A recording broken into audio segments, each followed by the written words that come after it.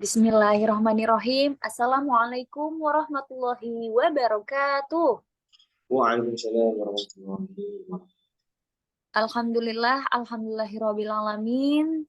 Teman-teman dan Bapak Ibu sekalian, selamat datang di kajian Kampung Syariah. Pada sore hari ini, mudah-mudahan kita semua selalu dilimpahi kesehatan dan juga keberkahan dari Allah Subhanahu wa taala. Amin amin ya rabbal alamin. Senang sekali dapat menyapa kembali Bapak Ibu sekalian pada kajian yang insya Allah Allah istiqomahkan kita untuk selalu mengkaji ilmu yang luar biasa sekali, banyak sekali ya Allah menitipkan kita tentang ilmu, tentang adab-adab dan sebagainya. Nah itu semua sudah tertuang dalam kitab-kitab yang sudah ditulis oleh para ulama sholih. Salah satunya yaitu adalah hadis Arba'in. Masya Allah, insya Allah di hari Minggu ini, setiap hari Minggu kita istiqomah untuk membahas kajian hadis Arba'in. Nah, kita sudah masuk dalam pertemuan kita yang ke-20, ke-19, ke-20 betul ya. Yang ke-20 hadis ke-19.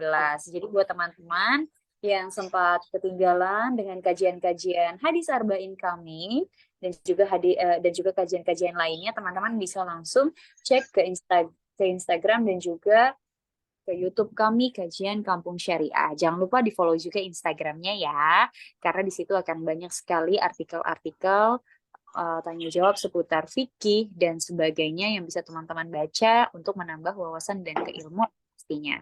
Nah, insya Allah pada hadis ke-19 ini kita akan membahas tentang menjaga hak Allah dan bertawakal. Tentunya bersama dengan Ustadz Furqon. Nah, beliau sudah hadir di tengah kami. Mari kita sapa-sapa dulu. Assalamualaikum Ustadz Furqon.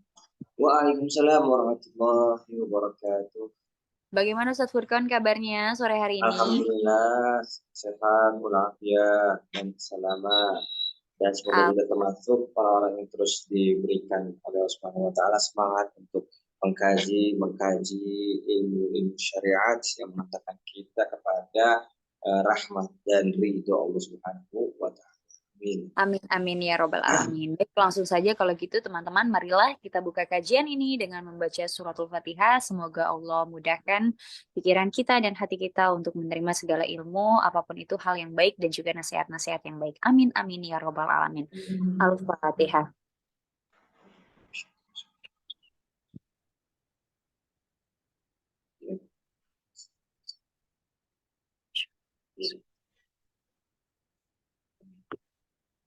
Amin, amin ya robbal alamin. Baik, langsung saja marilah kita mengkaji bersama. Ini dia tema menarik kita pada sore hari ini, menjaga hak Allah dan bertawakal bersama dengan Ustadz Aminullah Furqoni LCMA. Tafadhol Ustadz.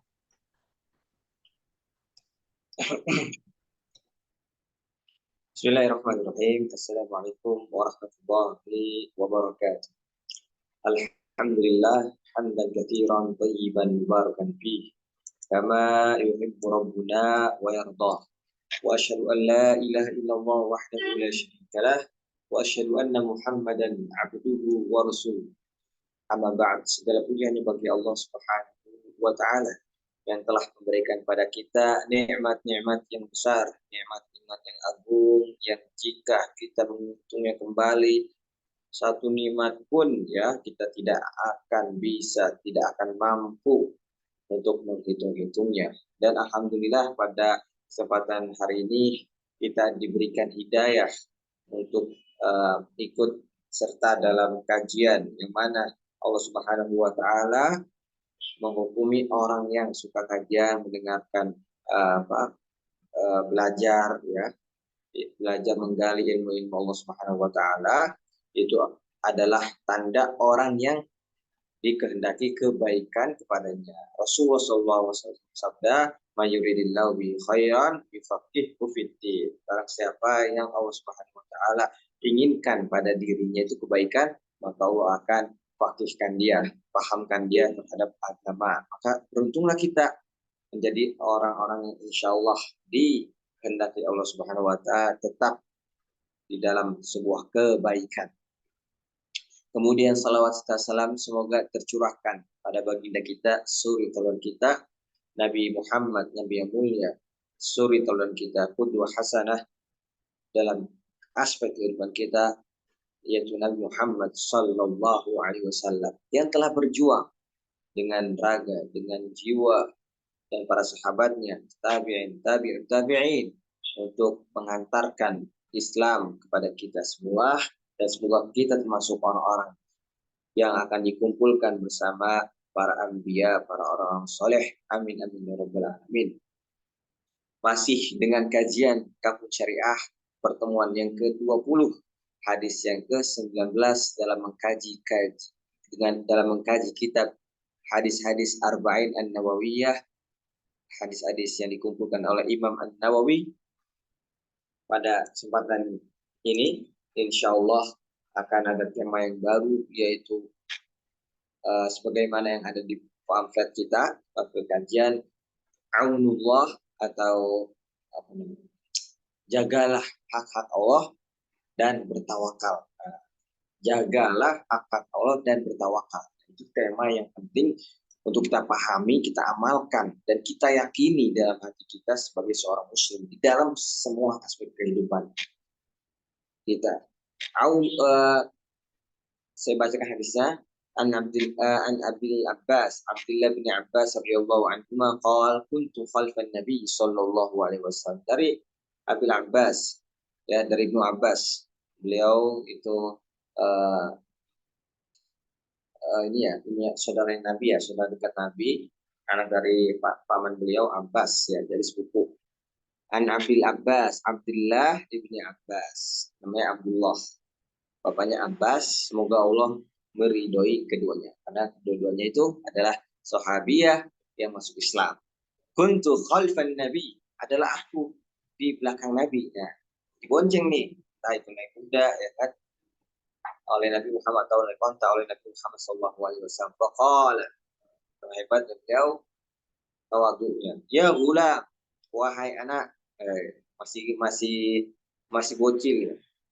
Masih bocil Ibnu Abbas, dipangku oleh Nabi Muhammad sallallahu alaihi wasallam di belakangnya, gitu ya, dibonceng. Inni u'allimuka kalimatin. Ceritanya Nabi ingin mewasiatkan kepada Ibnu Abbas beberapa wasiat. Yang disampaikan itu apa? Ihfazillaha yahfazka.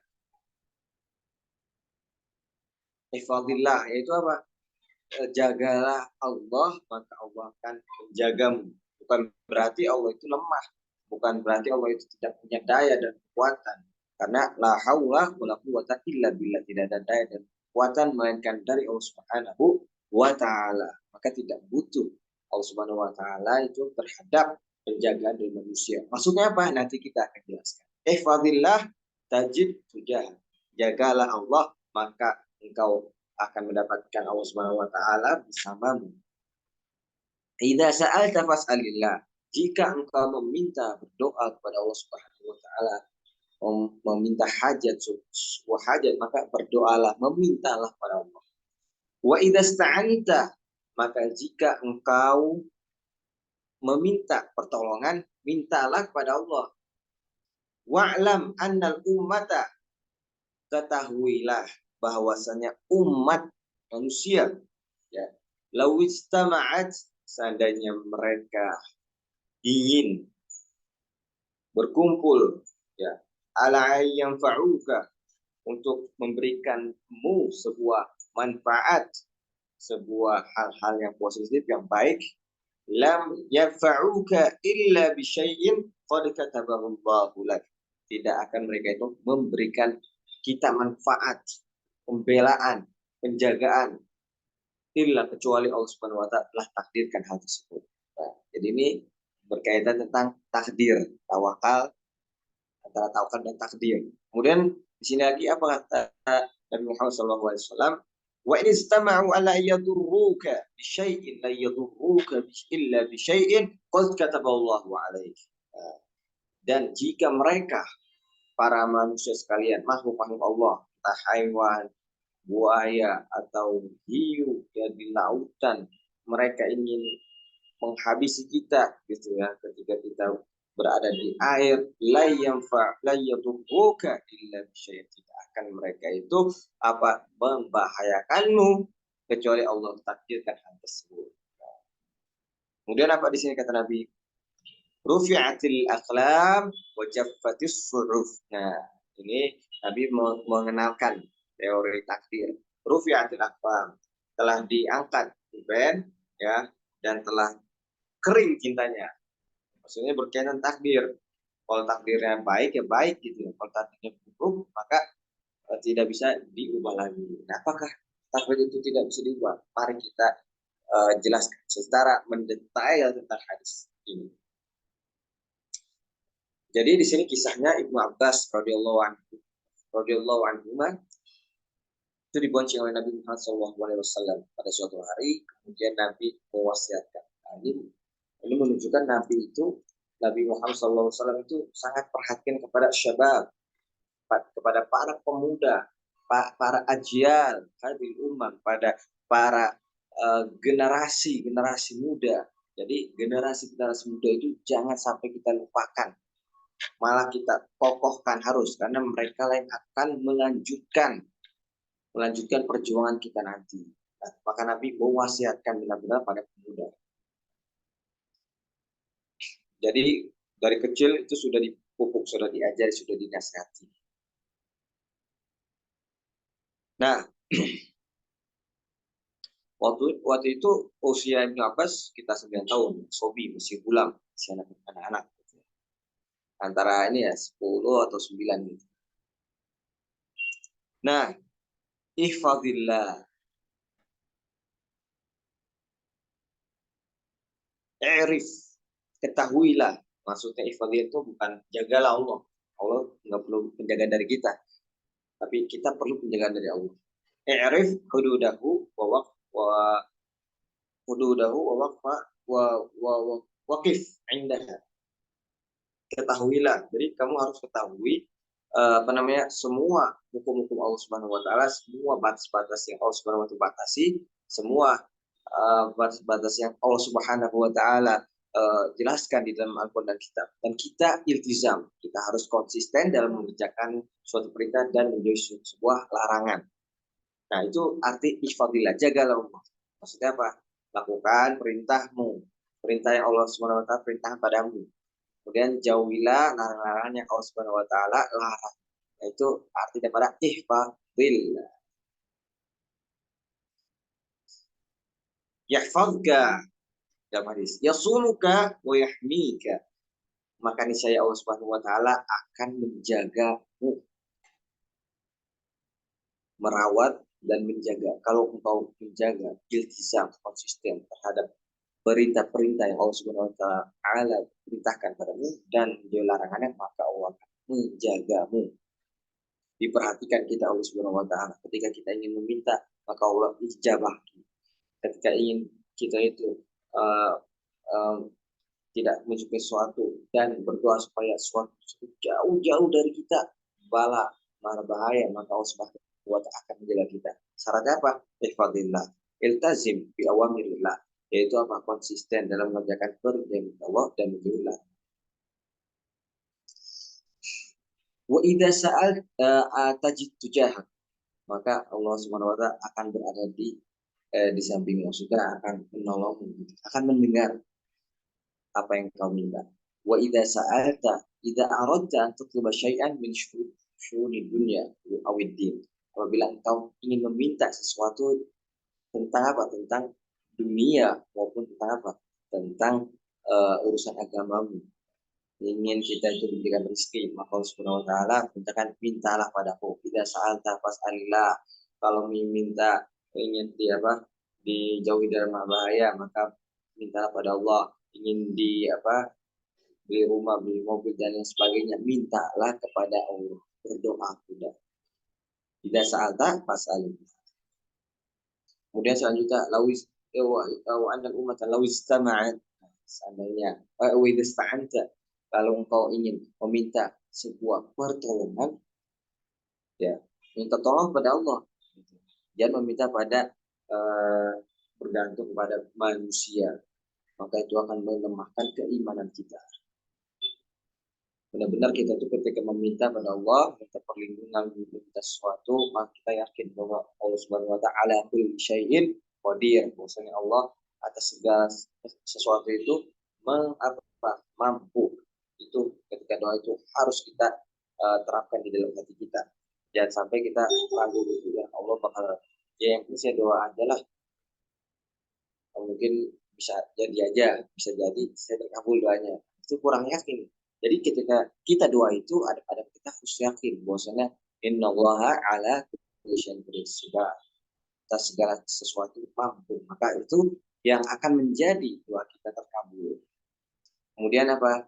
Wa innal ummata law istama'at, seandainya ada umat manusia golongan A, golongan B ingin membahayakan atau ingin memberikan pada kita semua sebuah manfaat, ya, mau dijaga rumahnya dari apa? Dari gempa, dari mana bahaya, rumahnya dibagusin dan sebagainya supaya nggak ada tsunami dan sebagainya. Kalau Allah Subhanahu Wa Taala sudah mentakdirkan hancur rumah tersebut, hancurlah rumah tersebut. Ya. Kemudian kalau ada umat manusia juga, sekelompok orang ingin membahayakan kita, ingin naudzubillah ingin dirampok di suatu daerah, suatu jalan, kita ingin dirampok, tapi Allah Subhanahu Wa Taala tidak mentakdirkan, maka tidak akan terjadi. Maka kuncinya di situ apa? Doa. Nah, nanti saya jelaskan apakah doa dapat mengubah takdir atau tidak. Nah, di sini kita habiskan dulu baru kita bahas. Jaffatus syuhuf, al-murad bis syuhuf ma kutiba fihi maqadirul makhluqat kal-lawhil mahfuz. Jadi semuanya itu Allah Subhanahu Wa Taala menuliskan atau menciptakan. Pertama kali kan yang diciptakan Allah Subhanahu Wa Taala itu adalah qalam, pena. Kemudian Allah Subhanahu Wa Taala berfirman, tulislah wahai qalam semua yang akan terjadi. Maka ditulislah, apa ditulis? Jaffatus syuhuf, keringlah sudah takdir rezekinya orang, entah itu ajalnya, kapan dia dilahirkan, itu semua sudah ditakdirkan.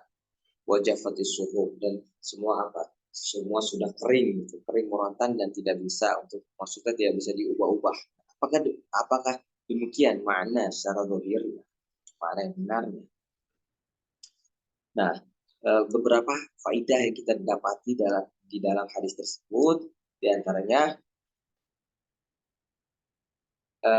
ini ada juga dalam riwayat lain itu hadisnya masih dalam satu hadis yang ke-19, ta'arraf ila Allah fi raha ya'rifka fi syiddah, yaitu ketahuilah, maksudnya selalulah engkau mengingat Allah gitu ketika engkau itu dalam keadaan senang, maka apa? Ya'rifka fi syiddah, maka Allah Subhanahu Wa Ta'ala akan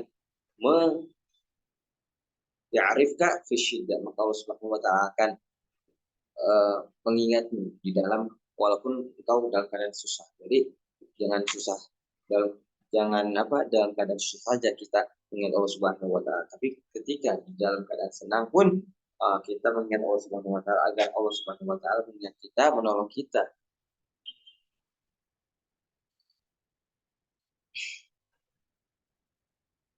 Wala in sa'alani la'u'tiyanna wala in sta'adzani la'u'idanna. Dalam hadis qudsi itu, kalau kalian itu ingin meminta padaku maka aku akan beri, dan jika engkau meminta pertolongan padaku maka aku akan minta pertolongan. Beda dengan seorang manusia, beda dengan orang-orang di sekitar kita, beda dengan para raja, para pemimpin. Ketika kita meminta, maka dia minta sekali, oke, minta dua kali, oke, minta tiga kali, minta dipinjemin duit, minta dibeliin ini dan itu, maka manusia akan marah. Akan marah. Beda dengan sang Khalik, beda dengan Allah Subhanahu Wa Ta'ala. Idza sa'alani wa idza sa'alaka ibadi anni fa inni qarib ujibu da'watad da'i idza da'an wal yastajibu li wal yu'minu bi la'allahum yarshudun. Dengan bahasa-bahasa yang Masya Allah, bahasa-bahasa yang bukan PHP, bahasa-bahasa yang benar-benar Allah itu Subhanahu Wa Ta'ala sayang banget dengan hambanya. Yuk minta kepadaku dengan lafaz idza sa'alaka wa idza sa'alaka ibadi, dan jika hambamu berbicara kepada Muhammad, ibadi anni fa inni qarib, wa minta fa inni qarib, hamba hamba ketika Allah Subhanahu wa taala mengatakan hamba, maka di situ menunjukkan apa? Kasih sayang Allah Subhanahu wa taala kepada makhluk. Ibadi anni fa inni qarib. Maka sungguhnya aku adalah qarib, dekat wahai hamba. Ujibu da'watad da'i idza da'an. Aku senantiasa mengijabahi dakwah, mengijabahi doa-doa hambaku idza dan jika ia meminta. Fal yastajibuli, maka mintalah doa kepadaku, mintalah dikabulkan, mintalah hajat-hajatmu, wal yu'minu bi. Nah, kuncinya beriman. Ketika kita soal kepada Allah, dan doa kepada Allah, maka kuncinya apa? Fal yu'minu bi, maka kita beriman kepada Allah. Beriman bukan sekedar beriman, tapi meyakini bahwa Allah Subhanahu wa taala mendengar kita, Allah Subhanahu wa taala melihat, Allah Subhanahu wa taala itu apa? Akan mengabulkan doa-doa kita. Innallaha ala kulli syai'in qadir. Sesungguhnya Allah segala sesuatu itu akan mampu. Jangan ada keraguan ketika kita meminta kepada Allah Subhanahu wa taala, la'allahum yarshudun, semoga mereka menjadi orang-orang yang diberikan petunjuk.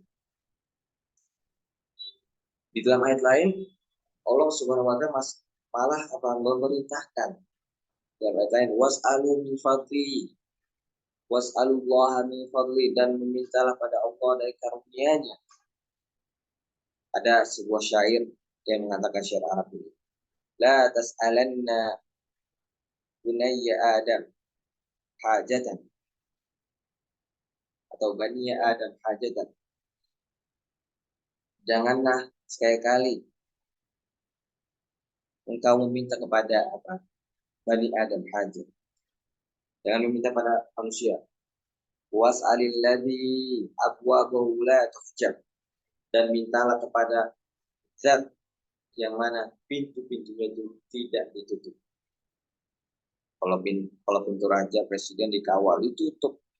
Tapi kalau pintu Allah abwabu maftuhah, pintu-pintunya itu terbuka. Hebat. Allah yaghdabu in tarakta su'alau, Allah malah kesel sama hamba yang tidak apa? Tidak meminta kepadanya. Jadi hati-hati kita. Kalau kita dalam hidup kita itu tidak berdoa, maka dibilang apa? Sombong. Allah tidak menyukai. Wa bani Adam hina yus'al yaghdab. Kalau para bani Adam itu ketika dia diminta itu marah, itu umat minta mulu, ini orang nih ngejengkelin gitu kan. Maka di situ kesal bani Adam. Tapi kalau Allah Subhanahu wa taala malah diperintahi, Allah Subhanahu wa taala malah menyukai. Karena apa? Karena Allah Subhanahu wa taala ma indakum yanfad wa ma indallahi baq. Apa-apa yang ada di sisimu itu, kamu punya apa, manusia punya apa, itu akan habis. Orang punya miliaran kayak Elon Musk dan lain sebagainya, punya miliaran, punya harta, mobil canggih dan lain sebagainya, kalau udah bisa habis. Kasih bencana apa habis, tapi kepemilikan Allah itu akan apa? Ma'indallah, ma'indakum yanfad wa ma'indallahi baq, dan apapun yang Allah Subhanahu wa taala miliki itu akan tetap kekal, tidak akan habis. Nah, itu yang harus kita yakini dalam doa kita. Al-iman bil qada bil qada wal qadar, sakinah wa tma'inah. Kita beriman pada qada dan qadar itu ya maknanya satu. Ada yang mengatakan qada dan qadar itu maknanya satu. Kullu min indillah. Kalau kita itu bertawakal pada Allah, ya udah, saya yang penting ikhtiar aja. Ketika saya ingin mendapatkan uang banyak, maka kita apa? Kita berikhtiar, bekerja terus gitu ya. Kemudian apa? Percaya aja, kita tawakal kepada Allah. Nanti juga Allah Subhanahu wa taala insya Allah saya yakin bakal memberikan hadiah yang besar pada kita. Nah, itu kita tenang, gak usah kita cemas dan sebagainya. Insya Allah dengan karunia dari Allah maka hal-hal tersebut akan terwujud. Nah, karena kita ingin apa di sini membahas tentang qadar, nanti mungkin akan ditanya ya oleh para penanya, atau ada pertanyaan-pertanyaan yang akan datang. Karena kita di sini terbatas waktunya, maka kita kembalikan kepada Ibu. Baik, alhamdulillahirabbil alamin. Terima kasih Ustadz Furqon atas penjelasannya yang Masya Allah ya. Kita diingatkan kembali tentang segala sesuatunya tuh kita kembalikan kepada Allah. Kalau kita sudah digambarkan juga ya, dikisahkan segala sesuatu yang kita sudah ikhtiarkan, usahakan dengan baik. Kalau kata Allah kun fayakun, maka terjadilah. Nah, Bapak Ibu sekalian, silahkan bagi yang diberikan kesempatan untuk dijawab langsung oleh Ustadz Furqon tentang tema kita menjaga hak Allah dan Sebelumnya pertanyaan ini mungkin ya, kodok, apakah doa itu bisa merubah sebuah takdir gitu ya kali ya boleh pertanyaannya. menunggu Bapak Ibu Dan untuk sekalian. pertanyaan pertama dan terakhir dalam kajian ini, insya Allah kita akan jawab setelah kita sudah di. Nah, jadi kodok dan qadar. Apakah doa itu bisa mengubah sebuah takdir? Jawabannya adalah bisa. Doa apakah bisa merubah takdir? Jawabannya bisa. Karena apa? Karena di sana Allah Subhanahu wa taala pertama kali menciptakan tadi yang tentang kolam, yaitu pena. Kemudian pena tersebut Allah Subhanahu wa taala perintahkan untuk tulislah masa pun apa yang akan terjadi. Ditulislah, kemudian dalam hadis jat suhuf. Sudah ditulis pakai tinta, habis itu kering sudah. Nah, tapi di sana para ulama mengatakan di sana ada qada yang bersifat mubrom, takdir-takdir yang bersifat mubrom, yang nihai, yang tidak bisa diubah, dan ini adalah yang diketahui hanya Allah Subhanahu wa taala, oleh Allah Subhanahu wa taala. Kita tidak bisa mengetahuinya dan kita tidak bisa merubahnya walaupun dengan doa. Misalkan Allah Subhanahu wa taala sudah mentakdirkan nihai, sudah pasti orang ini misalkan meninggal pada 1 Muharram tahun 2023 misalnya, maka tidak ada nabi walaupun malaikat yang dekat pada Allah yang bisa merubah hal tersebut. Ya, jadi doa kita juga otomatis tidak bisa mengubah kalau takdirnya itu bersifat apa? Mubrom, yang udah Allah tentukan dan tidak ada yang bisa mengubah. Itu yang tahu hanya Allah Subhanahu wa taala, baik rezekinya dan lain sebagainya. Nah, kemudian yang kedua ada apa? Ada namanya qada al-mu'allaq, yang bergantung pada kehendak Allah Subhanahu wa taala, bi iradatillah. Nah, qada yang mu'allaq ini bisa, takdir yang mu'allaq ini bisa apa? Bisa berubah-ubah. Tergantung apa? Tergantung amal soleh, doanya. Sebagaimana dalam hadis Nabi Muhammad SAW bersabda, kan, man habba ayyunsha lahu ya fi athari, ya barang siapa yang Allah Subhanahu wa taala barang siapa yang ingin yaitu dipanjangkan umurnya, maka apa kata Nabi Muhammad SAW, fal yasil rahimah, maka silaturahimnya, maka silaturahim itu akan memperpanjang umur kita, mendapatkan keberkahan. Jadi yang tadinya mungkin dia akan meninggal pada besok hari atau bulan depan karena dia suka beramal soleh, karena dia silaturahim, maka ajalnya pun akan diperpanjang oleh Allah Subhanahu wa taala. Dan juga ketika dia mungkin ditakdirkan rezekinya ya oleh Allah Subhanahu wa taala berapa misalkan per bulan 3 juta, tapi dia berdoa pada Allah untuk lebih dari 3 juta itu, maka akan berubah juga. Itu namanya qada al-mu'allaq atau takdir yang bisa diubah.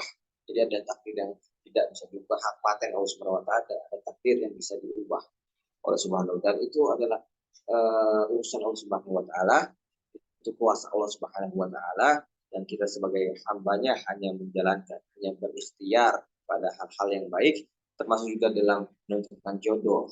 Menentukan jodoh juga itu sudah ditakdirkan oleh Allah Subhanahu wa taala, dalam artian jodohnya itu sudah Allah Subhanahu wa taala tentukan. Nah, kita kembalikan lagi, apakah jodoh ini terhadap orang tersebut merupakan jodoh yang tidak bisa diganti, artinya sudah dalam kehendak Allah, tidak qada yang mu'allaq, melainkan dia qada yang mubrom, yang sudah pasti. akan dijodohkan Allah Subhanahu wa taala. Tidak ada yang bisa merubah walaupun dengan doa. Tapi ada di sana juga takdir-takdir yang Allah Subhanahu wa taala takdirkan pada seorang mengenai jodoh yang mana bisa diubah dengan ikhtiar kita dengan berdoa pada Allah Subhanahu wa taala. Jadi jawabannya apakah bisa doa itu merubah takdir? Qad yaku qad qad apa namanya? Qad yughayir. Doa itu terkadang bisa dan amal soleh terkadang bisa merubah takdir yang Allah Subhanahu wa taala takdirkan. Wallahu taala a'lam wa a'lam. Baik, Alhamdulillah. Terima kasih Ustadz Furqon atas penjelasannya. Jadi tadi sudah terjawab ya tentang bagaimana kodo dan kodar itu kita bisa berusaha dan mengusahakan mungkin barangkali saat itu ditakdirkan hal yang kurang baik, tapi kita bisa mengubahnya menjadi baik dengan kekuatan doa.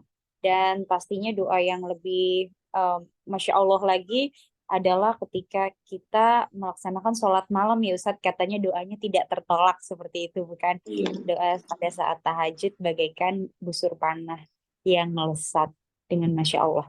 Jadi Bapak Ibu sekalian, mudah-mudahan kita semua selalu istiqomah untuk senantiasa beribadah dan pastinya bertawakal, terus bertawakal kepada segala hal yang sudah ditetapkan Allah kepada kita dan pasti selalu memohon doa yang terbaik untuk kita semua. Amin amin ya robbal alamin. Menarik sekali tema kita pada hari ini. Mudah-mudahan itu semua menjadi uh, bahan bakar kita untuk makin semangat lagi ya teman-teman semua. Dan pastinya saya ucapkan terima kasih juga untuk teman-teman yang sudah hadir kajian pada sore hari ini.